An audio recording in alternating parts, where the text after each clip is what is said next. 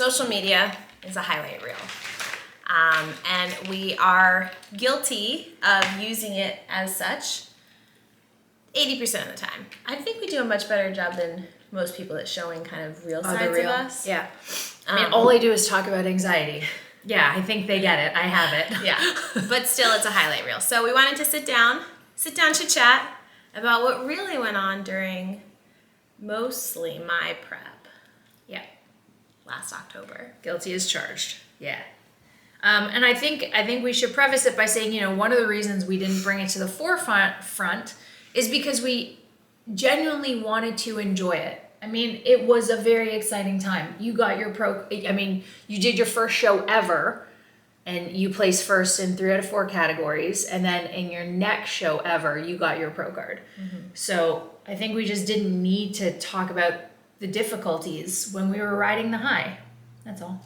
We also weren't, I don't think we had digested and processed it. Yeah. Until after. I don't think we could, because each week got a little harder. Yeah. Each week it got worse. Yeah.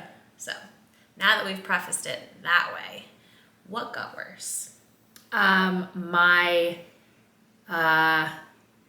I don't know the noun. I don't know what specifically I was feeling, but like my relationship to competing got worse. Okay, that's a good way to put it. Yeah. So, okay, if you're new to the channel, I struggled with an eating disorder from 11 to 21. It got really bad around 15, 16. No, that's a lie. It started getting bad around 15, 16. That's when I was hospitalized 3 times, but I started competing myself when I was around 17 or 18, and that was probably the peak of my eating disorder. So yes, bodybuilding almost killed me, but it also brought me back to life. But that's not why we're having this chat. When I decided, yes, let's go back to the very beginning. When I decided I wanted to do a show, did I ask permission? You did. I did. You said, "Is this going to be okay with you?" And I said, "Sure, yeah. I'm so far removed from it. I'm totally great. You do what you need to do." So I hired a coach. I put on a crap ton of weight, 27 pounds, and then that was all great. Again. But then I started taking it off again. And even then, at the beginning, it was still fine. It wasn't until weeks out. Yeah, I'm telling you, it wasn't until you were roughly 6 weeks out and you started getting the gaunt face and we saw ribs sticking out, and I was just not used to. It had been a minute since I had seen that level of leanness, and I said that to Katie in no uncertain terms. She's like, "I don't understand. I've been losing weight for the last 10 weeks. And I said, "But you don't understand. There's like a period by the point you get from like kind of normal people lean to competitor lean, especially in the face specifically." So to get on a bodybuilding stage, you have to get to a level of body fat that is A, unhealthy, B, unnatural, and C, actually not attractive. It's not cute outside of the stage look. Do my stage photos look incredible? Fuck yeah. Like, they look so good. I look back and I'm like, damn, I did that.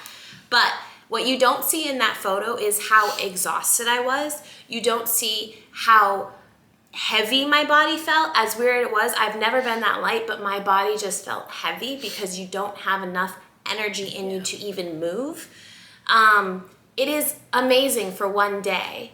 But it is a really hard process to push your body to a point where you're doing 45 minutes cardio a day. You're only eating 1,200 calories a day.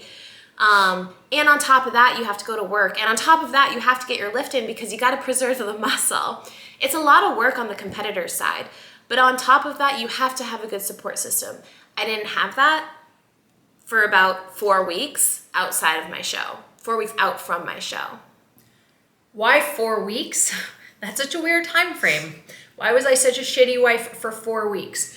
Again, because it was hard, and because I was not triggered, but I was so nervous that I was going to be triggered. I've been in recovery ever since I was 24, and thank God I have not relapsed. Emotionally, physically, I've not gone back to that place at all. But I was so nervous that in continuing to watch my wife go through this process, I was going to be like, yeah. let's get back on that bandwagon.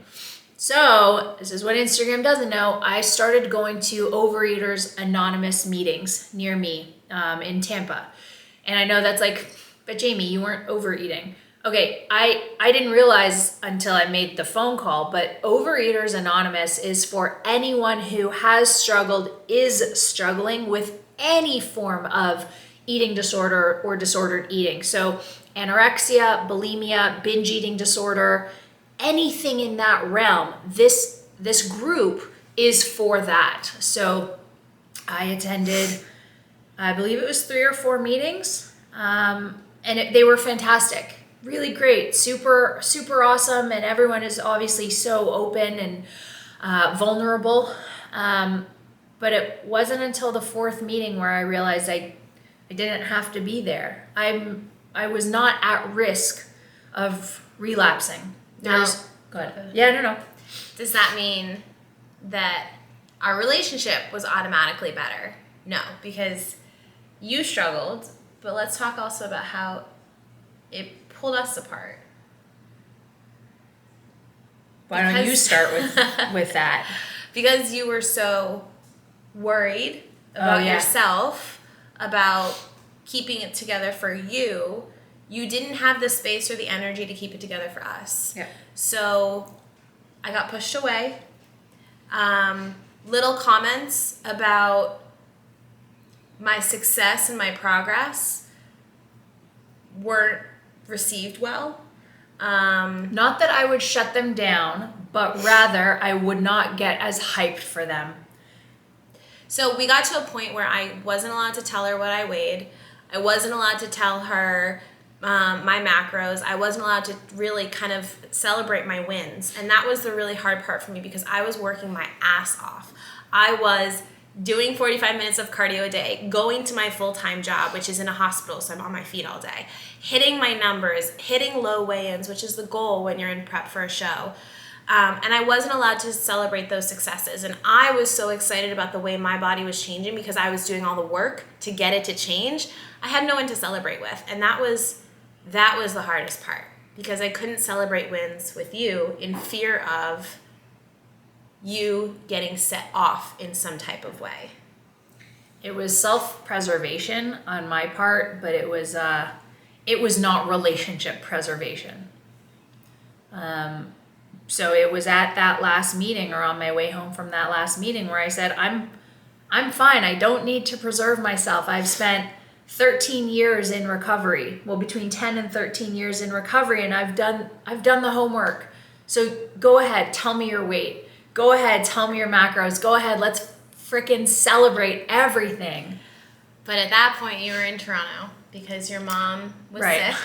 Right, because we had found out my mom had colon cancer. So on top of all of this, mom gets diagnosed with colon cancer, and Jamie has to leave for 2 weeks before my show. So we finally get to a place where she's like, fuck this, I got it, I can do this. And I'm not there and she's not here. So we had a really big fight before you left. Yeah. Where you said you were really happy to be leaving, which just dug the knife a little bit deeper. But us being the married couple that we are and feeling strongly about the relationship goals that we are, we talked about it for a long time. And we cried. And we yelled. Yeah. And we got through it. And we learned from that. And we were finally in a good place. And then you left for Toronto. But I was epically supportive. Yeah. We FaceTimed every single night. I did what I could to be there for both you and my mom. So the last week of my prep was incredible. My food was going up. My cardio was staying stable. My wife was finally supportive. I looked hot as fuck in pictures. Remember, this is a leanness that's not cute in real life. I think they get it. And I went on to win 3 out of 4 of my categories. And it was an incredible experience. And we would do it 100% over again. We will do it 100% We did do it 100% over again. Yeah. We went back and I competed again in another show. We competed together. We learned so much from the experience and from your struggles that affected us. Mm-hmm. I think the other thing we have going for us, and this we were open about on Instagram, the reason you didn't see either of us crying in the gym locker room or after a lift was because we didn't. Not to say prep was easy, okay, because that downplays a lot of hard work and really the sport in general. But when you learn to embrace the suck, it completely changes your perspective. Say, for example, you have a manual labor job, right? Construction or something to that effect, right? You know going into it that you've got 8 to 12 hour days where you're doing nothing but lifting and manual labor. But if you switch your mindset to say, at least I know I'm going to be doing that, then you start taking pride in your work and there's no crying in baseball. And you know what I mean? Like, neither of us ever struggled or felt like we were sacrificing, because from the day we decided to do a show, we knew the shit that we were in for. That's the key point. We decided.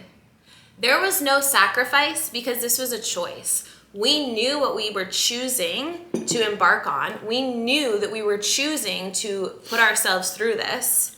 So when we had to go to dinners and bring our Tupperware, or when we had to go out with friends and leave early because we had to get to bed for the gym the next day, we were like, it's great. No it's problem. awesome. We are so empowered that we are sticking to our goals because this is what we chose. We don't feel like we're missing out. We don't feel like we're sacrificing anything. Yeah. We chose to do this, and that was empowering in and of itself. Yeah. There was no sacrifice. And hell yeah, it was hard, but it was a fun hard because we chose to put ourselves through that. Yeah. And we will again. Yeah. Yeah, fun hard. Yeah, fun hard. All right. Anyways, that's it. If you guys have any questions, this is now all out in the air. Not like we were hiding it. We weren't at all. We had a lot of friends close to us that we leaned on and we asked for support. But we wanted to kind of sit down and get it all out in one quick video so that you guys could also see that Instagram, TikTok, Facebook, social media is a highlight reel, but this is real life. This is real life, and we're here to share it with you. So let us know if you have any questions.